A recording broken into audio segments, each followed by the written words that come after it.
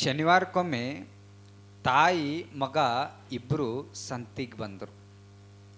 ಸಂತಿಗೆ ಬಂದಾಗ ಏನಾಯ್ತಂದ್ರೆ, ತಾಯಿ ತನಗೇನು ಬೇಕೆಲ್ಲ ತರಕಾರಿಗಳನ್ನೆಲ್ಲ ಖರೀದಿ ಮಾಡಿ ಆಕಿಗೇನು ಬೇಕೆಲ್ಲ ತಗೊಂಡು ಲಾಸ್ಟ್ ಎಲ್ಲಿ ಬರ್ತಾಳತ್ತಂದ್ರೆ ಸೇಬು ಹಣ್ಣು ತಗೊಳಕ್ಕೆ ಬರ್ತಾಳ. ಸೇಬು ಹಣ್ಣು ತಗೊಳಕ್ಕೆ ಬಂದಾಗ ಆ ವ್ಯಾಪಾರಿಗೆ ಕೇಳ್ತಾಳ ತಾಯಿ, ಈ ಸೇಬು ಹಣ್ಣು ಹೆಂಗ್ ಡಜನ್ ಅಂತ ಕೇಳಿದ್ಲು. ಅವಾಗ ಆ ವ್ಯಾಪಾರಿ ಹೇಳಿದ, ಹೆಂಗ್ ಡಜನ್ ಅಂತಂದ್ರೆ 500 ರೂಪಾಯಿ ಒಂದು ಡಜನ್ ಸೇಬು ಹಣ್ಣು ಅಂತ ಆ ವ್ಯಾಪಾರಿ ಹೇಳಿದ. ಅವಾಗ ತಾಯಿ ಹೇಳಿದ್ಲಂತ, ಅಲ್ಲೋ ಜಮಖಂಡಿ ಕಡೆ ಹೋದ್ರೆ ಬರೀ 300 ರೂಪಾಯಿ 350 ರೂಪಾಯಿ ಡಜನ್ ಕೊಡ್ತಾರ, ನೀ ಏನು 500 ರೂಪಾಯಿ ಡಜನ್ ಮಾರಾಕತ್ತಿಯಲ್ಲ, ಬ್ಯಾಡ ಹೋಗಿ ನಿನ್ನ ಸೇಬು ಹಣ್ಣು ಅಂತ ತಿಳ್ಕೊಂಡು ಆ ತಾಯಿ ಸೇಬು ಹಣ್ಣು ತಗೊಳ್ಳಾರ್ದೆ ಮನೆಗೆ ಬರತ್ತಾಳ. ಅವಾಗ ಮನೆಗೆ ಬಂದಾಗ ಆ ಮಗ ಏನು ಜೊತೆಗೆ ಹೋಗಿರ್ತಾನಲ್ಲ, ಆ ಮಗ ಏನು ಮಾಡ್ತಾನಂದ್ರೆ, ತಾಯಿ ಮನೆಗೆ ಹೋದ್ಗಳನ್ನೇ ಕಿಸೆದಾಗ 2 ಕೈ ಹಾಕಿ 2 ಸೇಬು ಹಣ್ಣು ತೆಗೆದ ತಾಯಿಗೆ ತೋರಿಸ್ತಾನೆ. ಸೇಬು ಹಣ್ಣು ತಂದಿನ ನೋಡು. ಹೆಂಗೆ ತಂದ್ಯೋ, ನೀ ಏನು ಸಂತಿಗೆ ಕರ್ಕೊಂಡು ಹೋಗಿದ್ಯಲ್ಲ, ನೀ ಸೇಬು ಹಣ್ಣು ತರಲ್ಲ ಅಂತ ನನಗೆ ಗೊತ್ತಿತ್ತು, ಅದಕ್ಕೆ ಅವನಿಗೆ ನಿನಗೆ ಗೊತ್ತಾಗ್ಲಾರ್ದಂಗೆ 2 ಸೇಬು ಹಣ್ಣು ತುಡುಗು ಮಾಡ್ಕೊಂಬಂದಿನಿ ನೋಡಂತ ತಾಯಿ ಕೈಯಾಗ ಕೊಡ್ತಾನ. ಅವಾಗ ತಾಯಿ ಏನು ಮಾಡ್ಬೇಕು,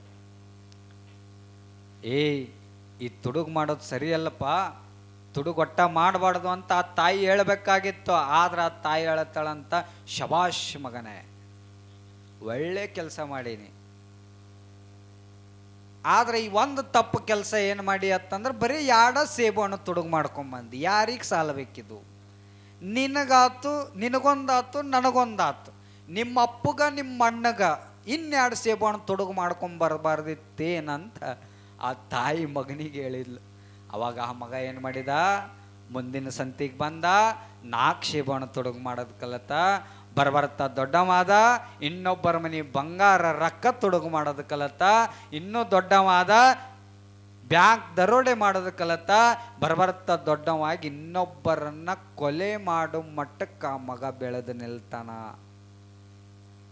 ಒಂದು ದಿವಸ ಒಬ್ಬ ವ್ಯಕ್ತಿಯನ್ನ ದೊರೆಡೆ ಮಾಡಿ ಒಬ್ಬ ವ್ಯಕ್ತಿಯನ್ನ ಕೊಲೆ ಮಾಡ್ತಾನ.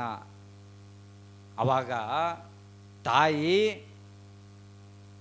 ಆ ಮಗ ಕೊಲೆ ಮಾಡಿದಾಗ ಪೊಲೀಸರು ಒದ್ದ ಪೊಲೀಸ್ ಸ್ಟೇಷನ್ ಕರ್ಕೊಂಡೋಗಿ ಅವನ ಮೇಲೆ FIR ಹರಿಸಿ ಕೋರ್ಟಿಗೆ ಕರ್ಕೊಂಡೋದಾಗ ನ್ಯಾಯಾಧೀಶರು ಆದೇಶ ಕೊಡ್ತಾರಂತ, ಇವ ಇಷ್ಟು ತಪ್ಪು ಕೆಲಸ ಮಾಡ್ಯಾನ ಅಂತಂದ್ರೆ ಇವನಿಗೆ ಯಾವ ಶಿಕ್ಷೆ ಕೊಡ್ಬೇಕಂದ್ರೆ ಇವನಿಗೆ ಗಲ್ಲು ಶಿಕ್ಷೆ ಕೊಡ್ಬೇಕಂತ ತಿಳ್ಕೊಂಡು ಆ ನ್ಯಾಯಾಧೀಶರು ಆದೇಶ ಹೊರಡಿಸ್ತಾರ.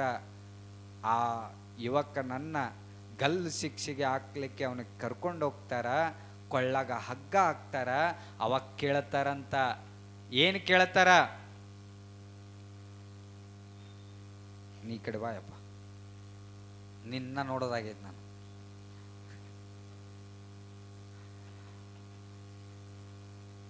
ಕೇಳ್ತಾರಂತ ಹಗ್ಗ ಕೊಳ್ಳಾಗ ಹಾಕಿ, ನಿನ್ನ ಕೊನೆ ಆಸೆ ಏನು?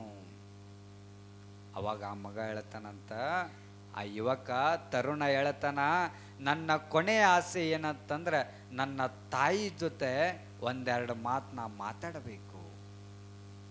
ಆಯ್ತಂತ ಅವ್ರ ತಾಯಿನ ಕರೆಸಿದ್ರು. ಕರೆಸ್ದಾಗ ಮಾತಾಡಕ್ ಬಿಟ್ರು ತಾಯಿ ಜೊತೆ ಮಾತನಾಡಕ್ ಬಿದ್ದಾಗ ಅವ ಮಾತಾಡ್ತಾನಂತ ತಾಯಿ ಜೊತೆ, ಇವತ್ತ ನನಗ ಇಲ್ಲಿ ಗಲ್ಲು ಶಿಕ್ಷೆ ಏನು ಕೊಟ್ಟಾರಲ್ಲ, ಕೊಳ್ಳಾಗ ಹಗ್ಗ ಬಿದ್ದದಲ್ಲ ಇವತ್ತ, ಇದಕ್ಕೆಲ್ಲ ಕಾರಣ ಯಾರತ್ತಂದ್ರೆ ಇದಕ್ಕೆಲ್ಲ ಕಾರಣ ನೀನ ಅಂತ ಆ ಮಗ ತಾಯಿಗೆ ಹೇಳಿದ.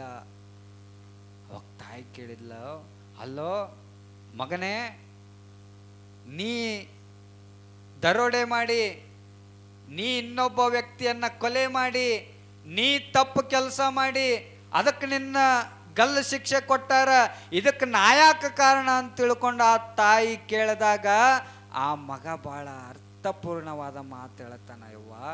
ನೀವೆಲ್ಲ ಭಾಳ ಲಕ್ಷ್ಯ ಕೊಟ್ಟು ಮಾತು ಕೇಳಬೇಕು. ಏನು ಹೇಳ್ತಾನ, ಇವತ್ತು ನಾನೇ ಕೊಲೆ ಮಾಡಿರ್ಬೋದು, ಇವತ್ತು ನಾನೇ ತುಡುಗು ಮಾಡಿರ್ಬೋದು, ಆದ್ರೆ ಇದಕ್ಕೆಲ್ಲ ಕಾರಣ ನೀನ ಅಂತ ನಾ ಯಾಕೆ ಕೇಳಾಕತ್ತೀನಿ ಅಂತಂದ್ರೆ, ಏನು ಸಣ್ಣವಿದ್ದಾಗ ಸಂತಿಗೆ ಹೋದಾಗ 2 ಸೇಬು ಹಣ್ಣು ತುಡುಗು ಮಾಡ್ಕೊಂಡ್ ಬಂದಾಗ ಒತ್ತ ಅವಾಗ ಬುದ್ಧಿವಾದ ಹೇಳಿದೆ ಅಂತಂದ್ರೆ ಇವತ್ತು ಈ ಮಟ್ಟಕ್ಕೆ ನಾ ಬೆಳೀತಿದ್ದಿಲ್ಲ ಅಂತ ಮಗ ಹೇಳಿದ. ಅದಕ್ಕೆ ಅರ್ಥ ಮಾಡ್ಕೊಳ್ಬೇಕು ನಾವೆಲ್ಲ.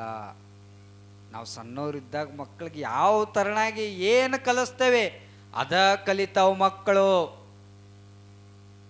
3 ವರ್ಷದ ಬುದ್ಧಿ ಎಷ್ಟು ವರ್ಷ? 100 ವರ್ಷದ ತನಕ ಇರುತ್ತದ. ಅದಕ್ಕೆ ಮಕ್ಕಳಿಗೆ ನಿಮ್ಗೆ ಹೇಳೋದಿಷ್ಟೇ, ಒಳ್ಳೆ ಉತ್ತಮವಾದ ಸಂಸ್ಕಾರವನ್ನು ಕೊಡ್ರಿ. ಇನ್ನೊಬ್ಬರ ಜೊತೆ ಬೆರೆಯುವುದನ್ನು ಆ ಮಕ್ಕಳಿಗೆ ಕಲಿಸ್ರಿ. ಅಂದ್ರೆ ಆ ಮಕ್ಕಳು ಭಾಳ ಚೆನ್ನಾಗಿ ಬೆಳಿತಾವ ಅಂತಕ್ಕಂಥ ಮಾತನ್ನು ನಿಮ್ಮೆಲ್ಲರಿಗೂ ಸಹಿತ ತಿಳಿ ಹೇಳಿ, ನಾಳೆ ಇನ್ನೂ ಹಣ್ಣು ಕುದಿಯಾಕತ್ತದಾರೆ. ಎಷ್ಟೊತ್ತಾಗತ್ತೆ? ಇನ್ನೂ ಹಣ್ಣು ಇನ್ನೊಂದು ತಾಸು ಆಗುತ್ತಂತ ಅಡಿಗೆ ಮಾಡೋದು. ಇನ್ನೊಂದು ತಾಸು ಕೇಳ್ತೀರ ಯಾವ ಹುಡುಗರು ನೋಡಿ ಎಷ್ಟು ರೂಪಾಯಿ ಇವು ಪಕ್ಕ ಕನ್ನಡ ಶಾಲಿ ಹುಡುಗರು ಅಂತಾವು, ಹೌದಿಲ್ಲ? ನಿಮ್ಮ ನೋಡಿದ್ರೆ ಗೊತ್ತಕ್ಕದ ನನಗೆ. ಹಂಗಿರ್ತಾವು. ಈ ಮೊನ್ನೆ ಪೇಪರ್ದೊಳಗೆ ಬಂದಿತ್ತು, ಈ ಕನ್ನಡ ಶಾಲೆ ವಿದ್ಯಾರ್ಥಿಗಳಿಗೂ ಇಂಗ್ಲೀಷ್ ಮೀಡಿಯಂ ವಿದ್ಯಾರ್ಥಿಗಳಿಗೂ ಏನು ವ್ಯತ್ಯಾಸ.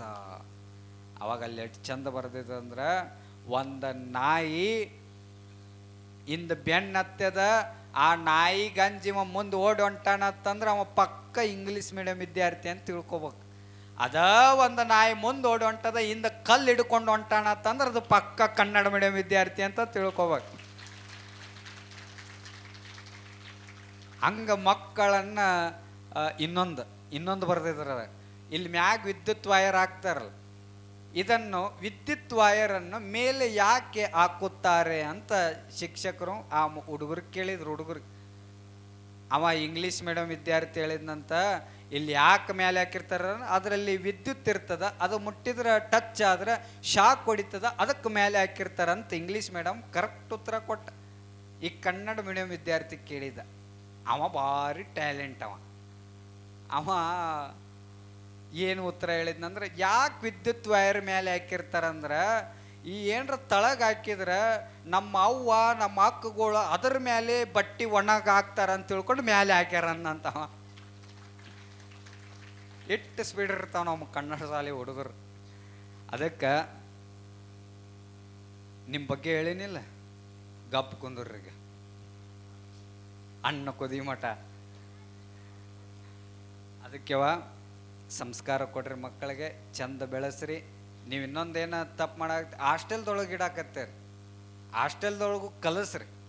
ಆದರೆ ಅವ್ರಿಗೊಂದು ಸ್ವಲ್ಪ ಜ್ಞಾನ ಬರುವವರೆಗೂ ನಿಮ್ಮ ಹತ್ರ ಇಟ್ಕೊಂಡ ಮಕ್ಕಳಿಗೆ ಕಲಿಸ್. ಅವು ಹಾಸ್ಟೆಲ್ದೊಳಗೆ ಏನು ಓದ್ತಾವೋ ಮಕ್ಕೋತಾವೋ ಏನು ಮಾಡ್ತಾವ ನಿಮಗೇನು ಗೊತ್ತಾಕದನು? ಈಗ ಎಲ್ಲ ಏನಿಲ್ಲ, ಹಾಸ್ಟೆಲ್ಗೆ ಇರ್ತಾವಂತ ಬಿಡ್ತಾವು, ಅಲ್ಲಿ ಇಲ್ಲಿ ಡಿಗ್ರಿಗೆ ಬಂದಮೇಲೆ ಹುಡುಗರನ್ನ ಅಲ್ಲಿ ಇಲ್ಲಿ ಬಿಡ್ತಾವು. ಅವೇನು ಇದು ಮಾಡ್ತಾವು, ಓದ್ತಾವೋ, ಫೋನ್ ಹಿಡಿತಾವೋ, ಇನ್ನೊಬ್ಬರ ಜೋಡಿ ಹಾರಿ ಹೊಂಟಾವೋ, ಏನು ಮಾಡಾಕತ್ತಾವೋ ಎಂದ ಇಲ್ಲ. ಇವತ್ತು ಬರ್ರೇ ಇವ ಕೆಸ್ ಭಾಳ ವಜ್ಜಾಗೈತಿವ ಸಮಾಜ, ಭಾಳ ಹದಗೆಟ್ಟದ, ಭಾಳ ಅರ್ಥ ಮಾಡ್ಕೊಳ್ಬೇಕು ನೀವೆಲ್ಲ.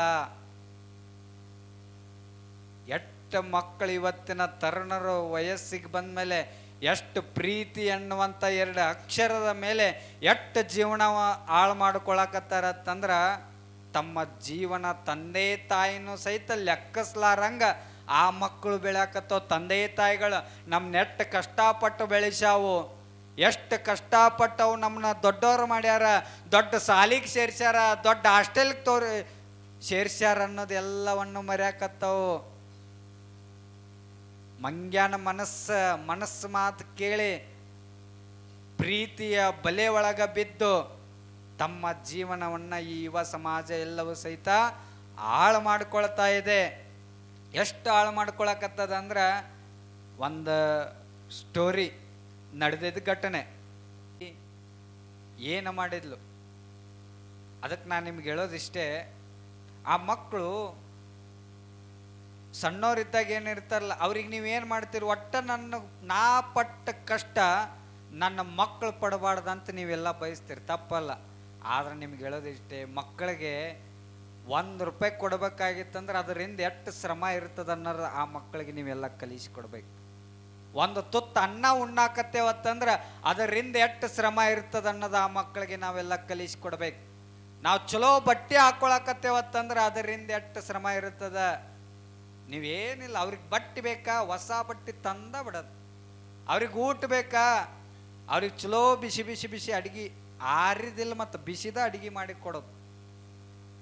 1 ರೂಪಾಯಿ ಕೇಳಿದ್ರೆ 10 ರೂಪಾಯಿ ಆ ಮಕ್ಕಳ ಕೈಯಾಗ ಕೊಡೋದು. ಅವು ಮಕ್ಕಳು ಹಿಂಗ ಬೆಳೆದು ಬೆಳೆದು ಬೆಳೆದು ಅಪೋಪರಾಗಿ ಮುಂದೆ ನಿಮಗೆ ಈ ಊರಿಗೆ ಸ್ಮಾರಕ ಆಗುವಂಥ ಮಕ್ಕಳು ಹುಟ್ಟಲ್ಲ, ಮುಂದೆ ಈ ಊರಿಗೆ ಮಾರಕ ಆಗುವಂಥ ಮಕ್ಕಳು ಆ ಮಕ್ಕಳು ಹುಟ್ಟಾಕತ್ತಾವ. ಕಷ್ಟ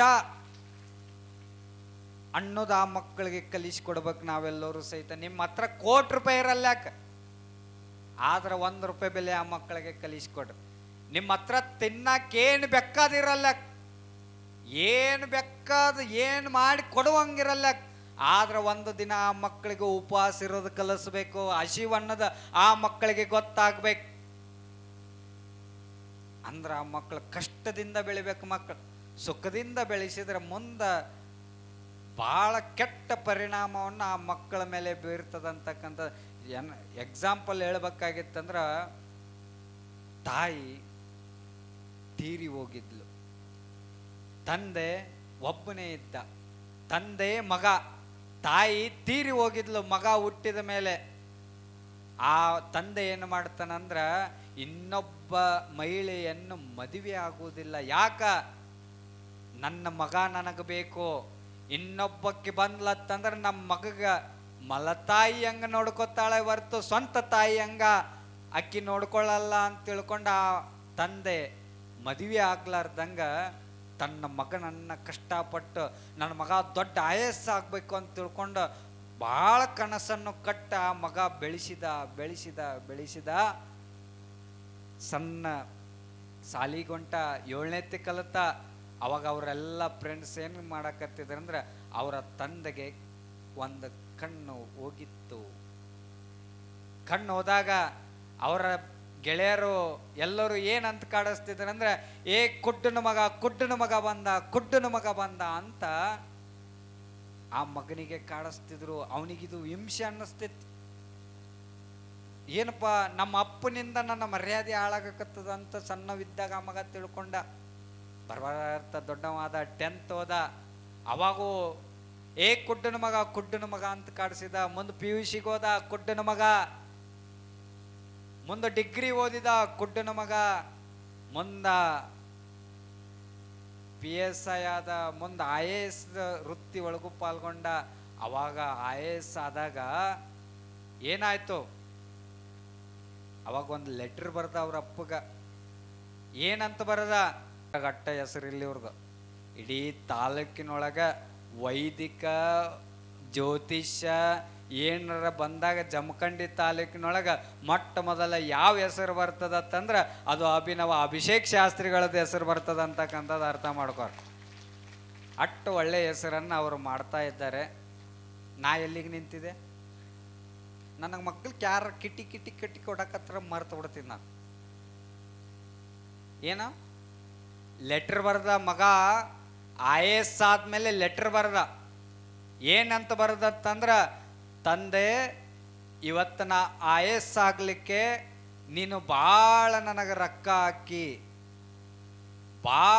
ಹಾಕಿ ನನ್ನ ಬೆಳೆಸಿ, ಆದ್ರೆ ನನಗೆ ಈ ಒಳಗೇನು ಕೊರಗಾಗೈತೆ ಅಂದ್ರೆ ಇಷ್ಟು ವರ್ಷ ನನಗೆ ನಿನ್ನಿಂದ ನನಗೆ ಭಾಳ ಅಸಹ್ಯ ಆಗ್ಯದ, ಅವಮಾನ ಆಗ್ಯದ. ಏನಂತ ಅವಮಾನ ಆಗ್ಯದ, ಎಲ್ಲರೂ ನನಗೆ ಕುಡ್ಡನ ಮಗ ಅನ್ನಕತ್ತಾರ. ಇವತ್ತು ನಾ ದೊಡ್ಡ ವೃತ್ತಿ ಒಳಗದೀನಿ, ಇನ್ನು ಮುಂದೆ ನನಗೆ ಕುಡ್ಡನ ಮಗ ಅನ್ನಿಸ್ಕೊಳಕ್ಕೆ ಆಗುವುದಿಲ್ಲ. ಅದಕ್ಕೆ ನೀ ನನಗೆ ಸಾಲಿ ಕಲಿಯಾಕ 8 ಲಕ್ಷ ರೊಕ್ಕ ಖರ್ಚು ಮಾಡಿ ಹೇಳು, ಅಷ್ಟು ಲಕ್ಷ ರೂಪಾಯಿ ನಿನಗೆ ಕೊಡ್ತೀನಿ ಅಂತ ಆ ಮಗ ಲೆಟ್ರ್ ಬರೆದು ತಂದೆಗೆ ಕೊಟ್ಟ. ನೋಡ್ರಿ, ಆ ಲೆಟ್ರ್ ಆ ತಂದೆ ಓದಿ ಮನುಷ್ಯಗೆ ತಂದೆಗೆ ಬಹಳ ದುಃಖ ಆಯಿತು. ದುಃಖ ಆಗಿ ಕಣ್ಣಾಗ ತಂದೆಗೆ ನೀರು ಬಂದು, ಅವನು ಮಗ ತಂದೆ ಮಗನಿಗೆ ಲೆಟ್ರ್ ಬರೆದ. ಏನು ಬರೆದ, ಮಗನೇ ನೀ ರೊಕ್ಕಕ್ಕೆ ನನಗೆ ಕಿಮ್ಮತ್ತು ಕಟ್ಟಕತ್ತಿಯಲ್ಲೋ, ನನ್ನ ಮಗ ಅಂತ ತಿಳ್ಕೊಂಡು ಇನ್ನೊಬ್ಬರನ್ನ ಮದುವೆ ಆಗ್ಲಾರ್ದೆ ನನ್ನ ಮಗನ ಚಂದ ಬೆಳೆಸ್ಬೇಕಂತ ನಿನಗೋಸ್ಕರ ಕಷ್ಟಪಟ್ಟು ನಾ ಬೆಳೆಸಿದ್ನಲ್ಲೋ, ಇದನ್ನೆಲ್ಲ ನೀ ರೊಕ್ಕಕ್ಕೆ ಕಿಮ್ಮತ್ತು ಕಟ್ಟಕತ್ತಿ ಅಂದ್ರೆ ನನಗೆ ರೊಕ್ಕ ಮುಖ್ಯ ಅಲ್ಲೋ ಮಗನೇ. ರೊಕ್ಕ ಮುಖ್ಯ ಇತ್ತಂದ್ರೆ ನಾ ಇವತ್ತೇನೋ ಆಗ್ಬೇಕಾಗಿತ್ತು, ಆದ್ರೆ ನನಗೆ ರೊಕ್ಕ ಮುಖ್ಯ ಅಲ್ಲ, ನನ್ನ ಮಗ ಮುಖ್ಯ ಅಂತ ಇವತ್ತು ನಿನ್ನೆ ಇಟ್ಟು ಎತ್ತರ ಮಟ್ಟದೊಳಗೆ ಬೆಳೆಸೀನಿ. ಇನ್ನೊಂದು ತಳಗ ಬರ್ದಿದ್ನಂತ, ನಿನಗೆಲ್ಲರೂ ಕುಡ್ಡನ ಮಗ ಅನ್ನಕತ್ತಾರಲ್ಲ, ನಿಮ್ಮ ತಂದೆ ಯಾಕೆ ಕುಡ್ನ ಆದ ಅಂತ ಇಟ್ಟು ದಿವಸ ನಾ ಹೇಳ್ಬೇಕಾಗಿತ್ತು, ಆದ್ರೆ ಒಟ್ಟ ಹೇಳಿದಿಲ್ಲ. ನನ್ನ ಮಗನಿಗೆ ಬೇಜಾರಾಗ್ತದಂತ. ಆದ್ರೆ ಒಂದು ಸತ್ಯ ಅರ್ಥ ಮಾಡ್ಕೋ, ನಾ ಯಾಕೆ ಕುಡ್ಡಾಗಿನಿ ಅಂತಂದ್ರೆ, ನೀ ಸಣ್ಣವಿದ್ದಾಗ ಆಟ ಆಡುವಂಥ ಸಂದರ್ಭದೊಳಗೆ ಚಿನಿಪಿನಿ ಆಟ ಆಡುವಾಗ ಆ ಚಿನಿ ದಾಂಡ ಆಟ ಆಡುವಂಥ ಸಂದರ್ಭದೊಳಗೆ ಆ ಚಿನಿ ದಾಂಡ ನಿನ್ನ ಕಣ್ಣಿಗೆ ಬಡಿದು ನಿಂದ ಒಂದು ಕಣ್ಣು ಹೊರಟು ಹೋಯಿತು, ನಿನ್ನ ಕಣ್ಣು ಹೋಗಿಬಿಡ್ತು. ಅವಾಗ ದವಾಖಾನಿಗೆ ಕರ್ಕೊಂಡು ಹೋದಾಗ ಡಾಕ್ಟ್ರು ಒಂದ ಪ್ರಶ್ನೆ ಕೇಳಿದ, ನಿನ್ನ ಮಗಗೇನಾದ್ರೂ ಕಣ್ಣು ಬರ್ಬೇಕಾಗಿತ್ತಂದ್ರೆ ಅವನಿಗೆ ಬೇರೆ ಕಣ್ಣು ಹಾಕ್ಬೇಕು ಅಂತಂದಾಗ, ಅವ್ರಿವ್ರ ಕಣ್ಣು ಹಾಕೋದು ಬೇಕಾಗಿಲ್ಲ ಮಗ, ನನ್ನ ವಯಸ್ಸಾಗಿಬಿಟ್ಟದ, ನಾ ಏನು ಈ ಜಗತ್ತು ನೋಡೋದು ಬೇಕಾಗಿಲ್ಲ, ನನ್ನ ಮಗ ಮುಂದೆ ಈ ಜಗತ್ತು ನೋಡ್ಬೇಕು ಅಂತ ತಿಳ್ಕೊಂಡು ನನ್ನ ಕಣ್ಣು ನಿನಗೆ ತಂದು ಕೊಟ್ಟಿನೋ ತೆಗೆದು ಕೊಟ್ಟಿನೋ ಮಗನೇ ಅಂತ ಆ ಲೆಟ್ರ್ ಬರೆದು ಕೊಟ್ಟ. ಆ ಮಗ ಏನು ಮಾಡಿದ, ಹುರ್ಲ್ ಹಾಕೊಂಡು ತೀರಿ ಹೋದ ಮನುಷ್ಯಗೆ ದುಃಖ ಆಗಿ. ಅವಾಗ ಆ ಲೆಟ್ರ್ ಓದಿರ್ತಕ್ಕಂಥ ಮಗ ಮನೆಗೆ ಓಡಿ ಓಡಿ ಓಡಿ ಬಂದು ಗಳ ಗಳ ಗಳ ಗಳ ಗಳ ಅಳಲಿಕ್ಕೆ ಪ್ರಾರಂಭ ಮಾಡಿದ. ನೋಡ್ರಿ, ಸತ್ತ ಮೇಲೆ ಹತ್ರ ಏನು ಉಪಯೋಗ ಅದ? ಇದ್ದಾಗ ತಂದೆ ತಾಯಿನ ಚಂದ ನೋಡ್ಕೊಳ್ಳಾರ್ದೆ, ಇದ್ದಾಗ ತಂದೆ ತಾಯಿ ಮೈ ಒಳಗ ಬಟ್ಟೆ ಎರೆದಾಗ ಅವ್ರಿಗೆ ಚಲೋ ಬಟ್ಟೆ ಕೊಡಿಸ್ಲಾರ್ದೆ, ಸತ್ತ ಮೇಲೆ ಅವ್ರ ಫೋಟೋ ಮುಂದೆ ಯಾವ ಶ್ರೇಷ್ಠ ಚಲೋ ಬಟ್ಟೆ ಇಟ್ರ ಉಪಯೋಗ ಇಲ್ಲ.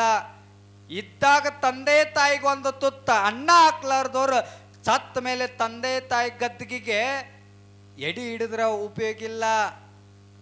ಇದ್ದಾಗ ಒಂದು ಹನಿ ನೀರು ಕೊಡ್ಲಾರ್ದವ್ರು ತಂದೆ ತಾಯಿ ಸತ್ತ ಮೇಲೆ ಅವ್ರ ಗದ್ದಿಗೆ ಮೇಲೆ ನೀರು ಎರೆದ್ರ ಉಪಯೋಗ ಇಲ್ಲ. ಇದ್ದಾಗ ಚಂದ ಪ್ರೀತಿ ಮಾಡ್ಬೇಕು ತಂದೆ ತಾಯಿನ.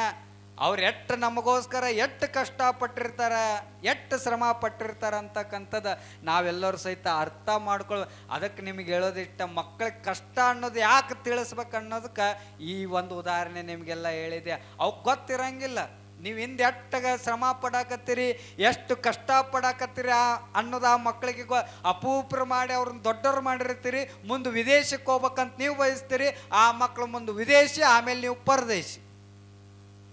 ಇಷ್ಟ ಇಲ್ಲಿಗೆ ಬಂದು ನಿಂತದ್ದು ನಮ್ಮ ಪರಿಸ್ಥಿತಿ. ಮೊನ್ನೆ ಇಲ್ಲೇ ಚಿಕ್ಕೋಡಿ ತಾಲೂಕಿನೊಳಗೆ ಒಂದು ಹಳ್ಳಿ ಬರ್ತದೆ, ನಾಗರಮುನ್ನೊಳ್ಳಿ ಅಂತ ಒಂದು ಊರು. ಆ ತಂದೆ ಏನು ಮಾಡಿದ, ಮಗ ಚಲೋ ಓದ್ಲಿ ಅಂತ ತಿಳ್ಕೊಂಡು ಚಲೋ ಸಾಲಿ ಕಲಿಸಿದ. ಇಬ್ರು ಮಕ್ಕಳು, ಮೂರು ಮಂದಿ ಮಕ್ಕಳು ವಿದೇಶಕ್ಕೆ ಹೋದ್ರು. ಅಮೇರಿಕ ದೇಶದೊಳಗೆ ಅಲ್ಲಿ ಜಾಬ್ ಮಾಡಕ್ಕೆ ಆ ಮಕ್ಕಳು ಹೋದ್ರು. ಅವಾಗ ತಂದೆ 75 ವಯಸ್ಸಾಗಿತ್ತು, ತೀರಿ ಹೋದಾಗ ಆ ಊರನ ಹಿರಿಯರು, ಆ ಊರಿನ ಎಲ್ಲ ಪೊಲೀಸರು ಆ ಮಕ್ಕಳಿಗೆ ಫೋನ್ ಮಾಡಿದ್ರು. ಇಬ್ರು ಮಕ್ಕಳು ಫೋನ್ ಎತ್ತುವುದಿಲ್ಲ, ಆದರೆ ಇದ್ದೊಬ್ಬ ಮಗಳಿಗೆ ಕನೆಕ್ಟ್ ಆಗ್ತದ ಫೋನ್. ಆ ಮಗಳಿಗೆ ಹೇಳ್ತಾರಂತ, ಯವ್ವ ನಿಮ್ಮ ತಂದೆ ಇವತ್ತ ಊರಿನೊಳಗ ತೀರಿ ಹೋಗಿದ್ದಾನೆ, ಅಂತ್ಯ ಸಂಸ್ಕಾರಕ್ಕೆ ನೀವು ಬರ್ರಿ ಅಂತ ತಿಳ್ಕೊಂಡು ಆ ಪೊಲೀಸರೆಲ್ಲ ಫೋನ್ ಮಾಡಿದಾಗ ಸ್ವತಃ ಪೊಲೀಸ್ ಹೇಳಿದ್ದು ಮಾತಿದು. ನಾ ಕೇಳಿಸ್ಕೊಂಡಿದ್ದು ನಿಮ್ಗೆಲ್ಲ ಹೇಳಕ್ತೀನಿ, ಪೇಪರ್ದೊಳಗೆ ಎಲ್ಲ ಬಂದಿತ್ತಿದ್ದು.